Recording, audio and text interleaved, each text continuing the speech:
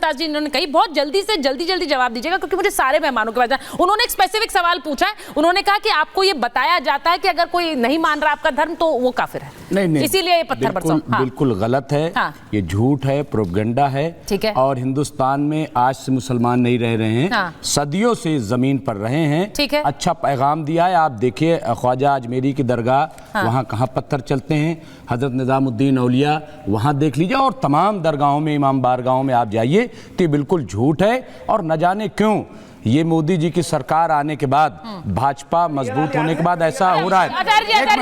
मैं बोला नहीं, मैंने रूल सेट किए, नहीं आचार्य जी मैंने रूल सेट किए हुए, प्लीज। और मैं 4 लाइन सबक के तौर पे, क्योंकि आप बहुत खास प्रोग्राम आप कर रही हैं, कि हमको कट्टर न बनाने का कोई खेल करो।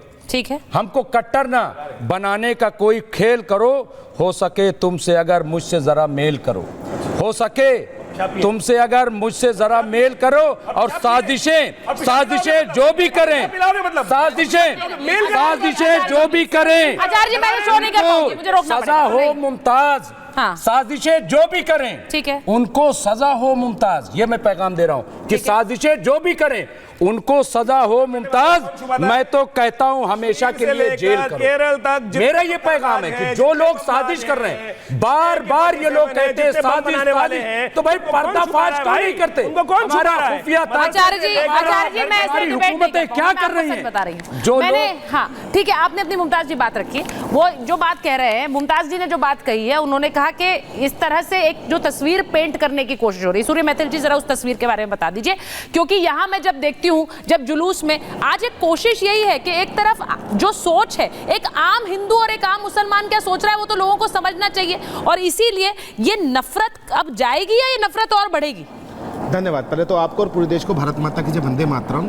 और रह के बदलते हैं दिन रात नए चोले, अंदर से बड़े जालिम और ऊपर से बड़े भोले। आप देखिए, मेरे को एक व्यक्ति का नाम बता दीजिए, एक आतंकवादी का, एक दंगाई का, जिसकी अगर वो गया इस दुनिया से तो उसकी कब्र पे फातिया ना पड़ा गया, उसको जलाया गया। ऐसा कोई नहीं मिलेगा आपको इस देश में। और ना ही किसी आतंकवादी को आपको नाम सुरेश, रमेश मिलेगा, सूर्या मिलेगा। लेकिन आखिर क्या कारण है कि शांति प्रिय समुदाय से ही निकल के आते हैं सारे के सारे इस प्रकार से? और महत्वपूर्ण बात, अभी इन्होंने ये कहा कि हम तो मोहब्बत करना चाहते हैं। सुनिए, देखिए बीच में बोल रहे हैं। एक बात और, मुमताज जी नहीं, मैं किसी को अलाउ नहीं कर रही हूं, मैं ऐसे किसी को अलाउ नहीं कर रही हूं। नहीं, इस देश का विभाजन धर्म के आधार पे हुआ था, और पाकिस्तान से भर के ट्रेनें आई थी। मुमताज जी मैंने शुरू में कहा है, जो अपनी बारी के बाहर बोलेगा वो इस शो के लिए नहीं है। नहीं, मैंने शुरू में कहा, मैंने आचार्य जी को भी रोका, आपको भी रोक रही हूँ, उनको कंप्लीट करने दीजिए। उसके बाद इस देश के अंदर भर के आई थी जो ट्रेनें हैं, लेकिन फिर भी हमने उस चीज को हजम किया। और आप बताइए मुझको कि इस देश में अल्पसंख्यक आजादी के बाद बढ़ा के घटा? पाकिस्तान में, बांग्लादेश में, अफगानिस्तान में घटा या बढ़ा?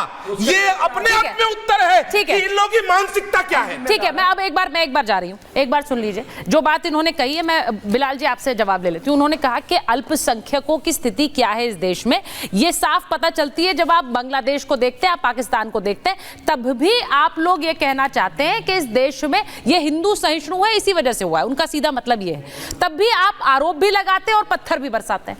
देखिए, बांग्लादेश के नाम से, पाकिस्तान के नाम से, अफगानिस्तान से नाम से हमें टारगेट करने का काम आज से नहीं है, ठीक, बहुत टाइम पहले से करते हैं। उनसे हमारा क्या मतलब है? लेकिन लगातार जो नमाज की बात करते थे, 80-20 की बात करते हैं, शमशान कब्रिस्तान की बात करते हैं, जो बांटने कटेंगे और बटेंगे की बात करते हैं, आज वही लोग हैं जो यहाँ पर बैठ के इस तरीके की उन्हें सपोर्ट करते हैं आप लोग। लेकिन कहीं आपने ये नहीं देखा होगा किसी मुसलमान ने पत्थर चलाने की बात की है, उसको पत्थर तो आप लेकर स्टार्टिंग आपने दिखा दी पत्थर, इसीलिए डराने का काम तो आप कर रहे हैं। हम डराते नहीं, आप खिला भी रहे हैं। पत्थर तो आपने भी तो शुरुआत में पत्थर दिखाया है कि इस तरह से नहीं होगा ना, समझना होगा इस देश के अंदर नफरत फैलाने वाले कौन लोग हैं। आचार्य जी ऐसे बात नहीं जाती है, प्लीज। में नहीं बोला, प्लीज। जो नफरत फैला रहे हैं उनका सपोर्ट कौन कर रहे हैं? यही तो लोग उनका मालाओं से स्वागत करते हैं। जो बहन बेटियों को बलात्कार करते हैं उनका स्वागत, बिल्किस बानो कौन थी? इस देश की बेटी नहीं थी, अब इसमें भी हिंदू मुसलमान ढूंढेंगे, कोई दिक्कत नहीं। उनका स्वागत मालाओं से कौन फैला रहे हैं, नफरत कौन फैला रहे हैं? पाकिस्तान कौन जा रहा है, सबको पता है। पाकिस्तान प्रेम, जिन्ना प्रेम किसका था? आप, मैं नाम नहीं लेना चाहता, लेकिन आप पॉलिटिकल, देखिए बिलाल खान साहब, आप पॉलिटिकल बातें कर रहे हैं। मेरा मतलब ये है, सुनिए, पॉलिटिकल बातों से निकलकर मैं ये समझना चाह रही हूं कि भाई एक आम जो हिंदू है वो क्या सोचता है, एक आम मुसलमान क्या सोच रहा है।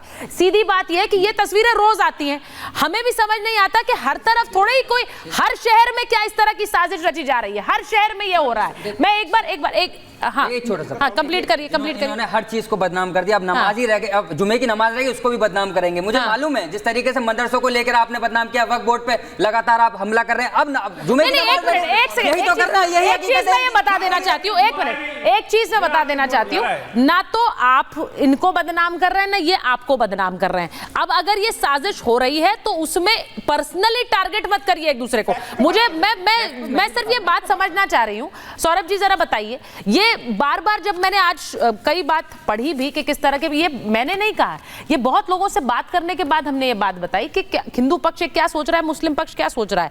अब ये बार बार हिंदू त्योहार टारगेट हो रहे हैं।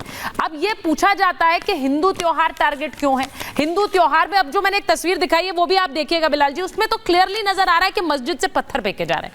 वो बड़ा अनफॉर्चुनेट है, लेकिन मस्जिद से किसी भी जगह में कोई भी धार्मिक स्थलों वहां से पत्थर बरसेंगे तो एक तस्वीर, सवाल उठेगा। क्या वो सवाल हिंदुओं के मन में आज है?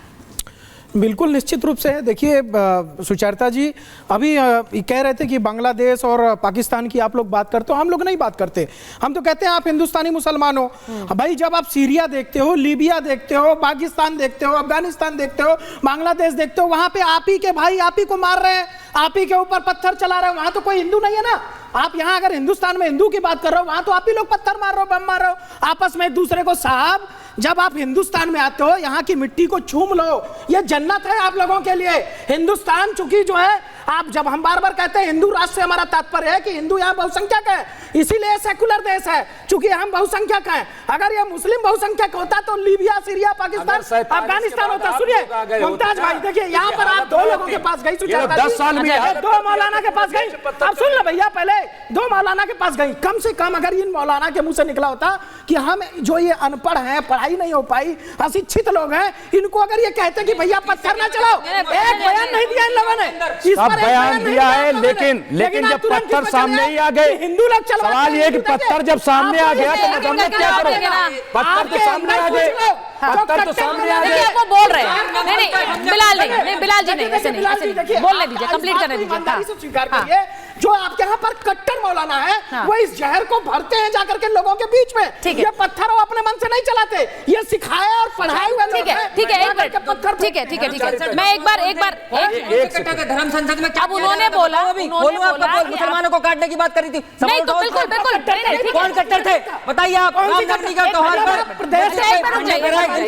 मिनट रुक जाइए। अब अपनी बारी में बिलाल जी अपनी बारी में बात करेंगे। मैं फिर से रिपीट कर रही हूँ, अपनी बारी में बात करिए। यहाँ पर हम आक्रोश का मंच खोलकर नहीं बैठे हैं, हम यहाँ समाधान का मंच खोल करके बैठे हैं, और इसीलिए उस आक्रोश पर थोड़ा काबू आप सबको रखना पड़ेगा।